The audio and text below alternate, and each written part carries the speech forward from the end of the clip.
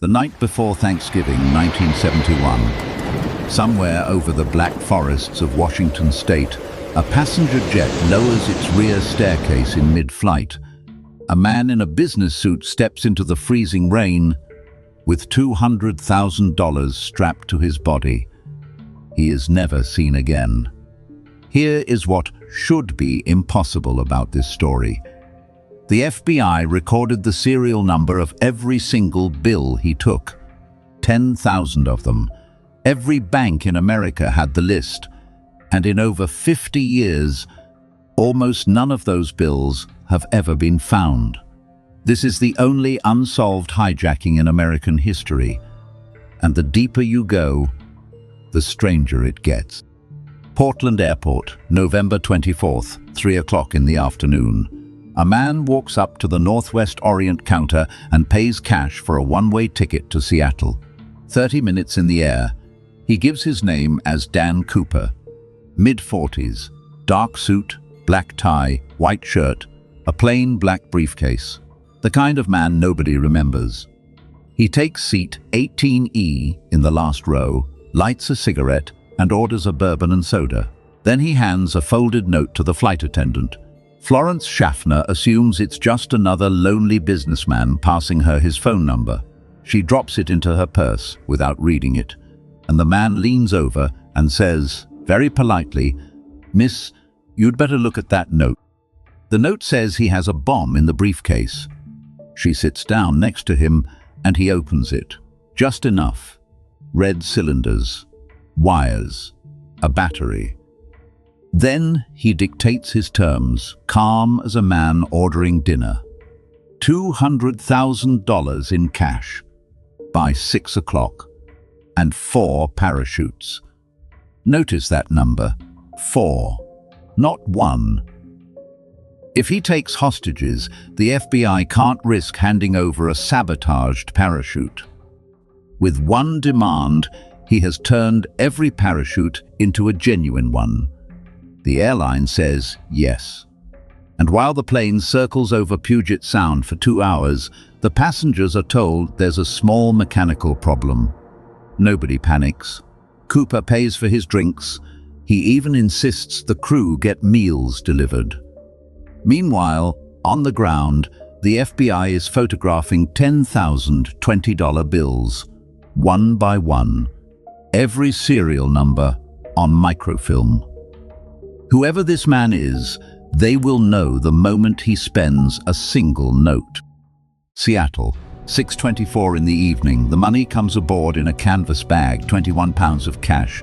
The 36 passengers walk free. Most of them never even knew they'd been hijacked. Now Cooper gives the crew his flight plan, and it is oddly precise. Fly to Mexico City. Altitude 10,000 feet, landing gear down, flaps at 15 degrees, speed below 200 knots, cabin unpressurized. Pilots exchange glances. These are not the words of a desperate man. These are the words of someone who knows exactly what a Boeing 727 can do, because the 727 has one feature no other airliner has, a staircase that opens from the tail. 8 o'clock. The plane is airborne again. Crew locked in the cockpit. Cooper alone in the cabin. He ties the money bag to his body with parachute cord. 8:13. Over the dark wilderness north of the Columbia River, the crew feels the tail of the aircraft dip, just for a moment, like a door closing. When the plane lands in Reno, the staircase is hanging open and the cabin is empty. Think about what he jumped into. Night. Freezing rain, a 200-mile-per-hour wind blast, rugged forest in every direction, in a business suit, and loafers. Dan Cooper fell into the darkness, and as far as the world knows, he never came out. What followed was one of the largest manhunts in FBI history. Soldiers walked the forest shoulder to shoulder for weeks. Helicopters traced every ravine. Divers searched the lakes. They found nothing. No body, no parachute, not one $20 bill. The case file, codenamed Norjack, swelled to 60 volumes, more than 1,000 suspects, ex-paratroopers, skydivers, a copycat who pulled off an almost identical jump 5 months later and survived. Every lead collapsed. And remember those 10,000 serial numbers sitting in every bank in America? Year after year, not a single bill ever surfaced. The money hadn't just disappeared, it had stopped existing. Until 1980, when an 8-year-old boy went camping. February 1980. Brian Ingram is digging a fire pit on a sandbank of the Columbia River when his hand hits something soft. 3 bundles of $20 bills, rotted almost to pulp. The rubber bands are still around them. The serial numbers match. It's Cooper's money, $5,800 of it. Case closed? No. Case broken. Because that sandbank is miles away from where Cooper could have landed, and the river doesn't flow from the drop zone to that beach. The money was in the wrong place. It could not have simply washed there. So how did it arrive? Did Cooper bury it himself? Did someone else carry it? Did the plane's true path differ from the FBI's own map? Every theory that explains the money breaks somewhere else. In 2016, the FBI gave up and closed the case. The other $194,000 has never been seen. And because America never got an ending, it wrote its own. D.B. Cooper became a legend. Bars in the Pacific Northwest still throw parties on the anniversary of the jump. And decades later, the TV series Prison Break built a whole season around him. The gentle old prisoner Charles Westmoreland quietly admits he is D.B. Cooper, and his hidden millions become the treasure the entire escape is chasing. Notice what the writers did. They needed Cooper to have survived, and they needed the money to still be out there. Because that's the version everyone wants to believe.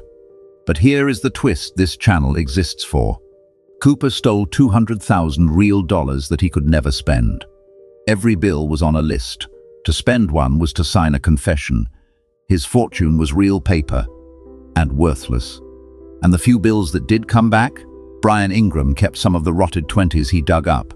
Years later, they sold at auction for over 30 times their face value. Think about that. As money, Cooper's bills were too dangerous to be worth anything. As relics of a mystery, they became priceless. Somewhere out in those forests, 9,700 bundles of cash are still waiting.